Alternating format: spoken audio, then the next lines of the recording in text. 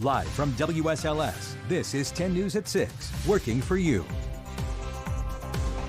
Now at 6, 1 in 8 American women will get breast cancer in their lifetime. And for black women, it's even worse. I did the monthly checks and everything, but I couldn't feel it. How a local survivor is highlighting the struggles against the disease. Plus, people have worked throughout this pandemic and they've been called essential, but unfortunately they've been treated as expendable. Apparently people are in no rush to get back to work. How COVID-19 is playing a role in workers' attitudes. Good Sunday evening. Thank you for the company here at 6. I'm McKinley Struther. Breast cancer is the second most common cancer among American women, but black women are more likely to get an aggressive form of breast cancer and then face death. 10 News reporter Alexis Davila sheds some light on the disparity in the black community with a cancer survivor from Christiansburg.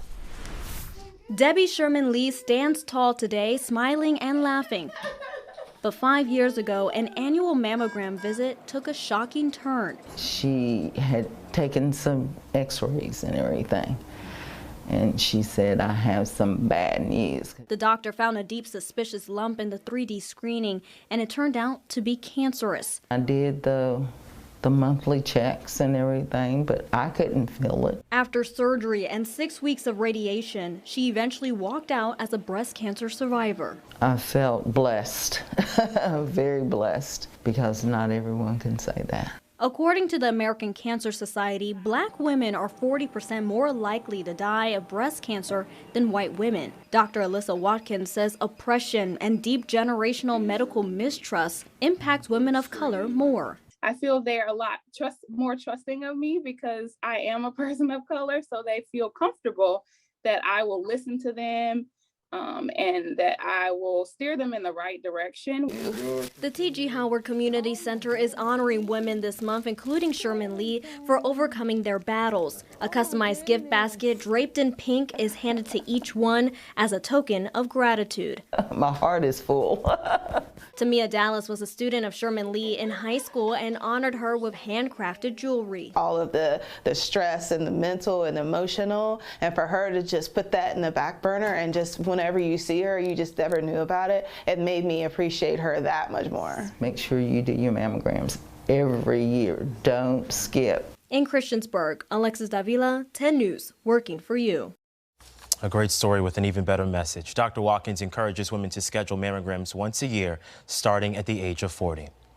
Let's turn now to your forecast. You had a windy fall day, but still lots of sunshine. Meteorologist Delaney Warden joins us now. So I left my window open last night. Yeah. I turned my air off. I'm thinking the breeze is going to be nice. Woke up, it was 59 degrees in my apartment. Oh, yeah, I bet. It was chilly out there last night, but actually more seasonal for this time of year than what we've been experiencing lately. Now, tonight is going to be similar, but luckily our winds are going to be calmer as we head after sunset. A live look now to our sky cam in Blacksburg. Just a few clouds there off in the distance. Overall, we will continue to see that, but overall, a lot of sunshine too. Winds are coming in from the west and northwest at about 8 miles per hour, so not really causing our temperatures to feel too much colder. Temperatures are mostly in the 50s and 60s at this point, and highs were certainly not much warmer than what you're currently seeing. 55 degrees in Blacksburg, 60 in Roanoke, and 59 degrees over in Covington. As we go throughout the next few hours, again, those winds are going to be dying down as the sun sets. We'll see just a few clouds overhead tonight. Temperatures are going to be returning to the 40s out there. We'll have more details on that and a look at your week ahead coming up in your full forecast. McKinley. All right, Delaney, thank you. Tonight, authorities say a West Virginia man died in a car crash in Allegheny County. Officials say the crash happened Saturday night on Route 311, just west of Tuckahoe Road.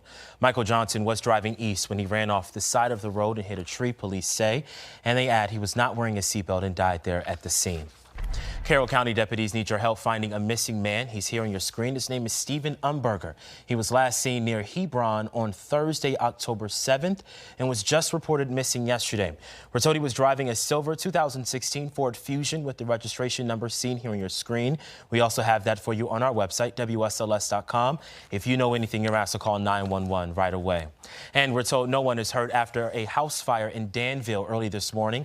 It happened on Blue Ridge Fiber Broad on Selatox Drive. Officials say it's unclear how it started, but that most of the flames were coming from a boiler leaking peanut oil.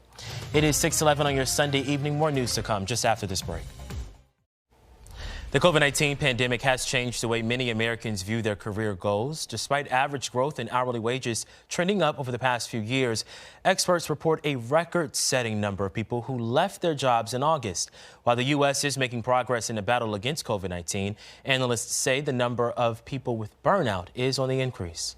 There's been this huge reset. Over half of all workers are sort of saying, I'm not sure I want to work the way I did and in the same place I did, which has soared in terms of quit rates. So we really are in this alternative universe that is not going to dissipate anytime soon.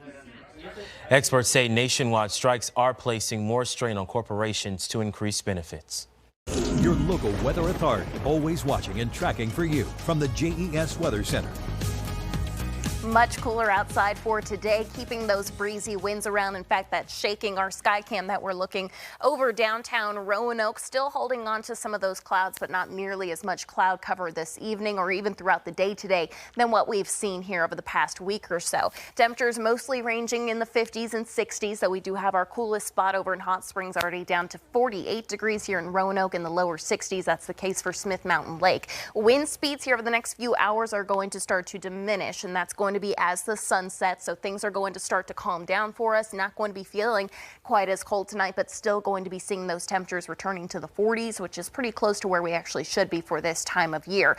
We do have a frost advisory that will begin at 4 a.m. through 9 a.m. for Grayson, Wythe, and Bland County. So if you have any tender vegetation, make sure you take care of that. Bring it inside, whatever you may need to do, as temperatures we could see some frost by tomorrow morning.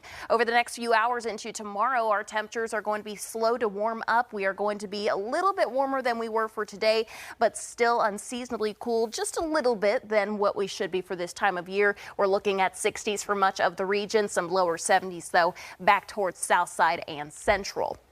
Wind speeds are going to be breezy once again for tomorrow, something to take note of if you're going to be outside. Make sure you grab a light jacket, but we also have a lot of sunshine, so that's going to help those temperatures to feel nice. Our temperatures here over the next few days will continue to warm up before our next cold front moves through, dropping us back to the 60s by Friday. Eric? Coming up, a recap of the wild finish from the NASCAR race in Texas, a word from Liberty after a dramatic road loss last night, and the good times roll in Charlottesville, what the team is saying after a milestone win on Saturday. Top 10 finishers, William Byron Wood takes second. Only other playoff jobber in the top 5, Brad Keselowski. Chase Elliott finished 7th with Kyle Busch in 8th. Suarez rounded out the top 10. That does it for us here at 6. NBC Nightly News is next, and we're back tonight at 11. Yes. Oh, your 7-day forecast. Oh, we still do have time for it. Temperatures are going to be warming up here over the next few days, but a lot of sunshine too. All right, thank you. Full forecast on WSLS.com and, of course, again at 11.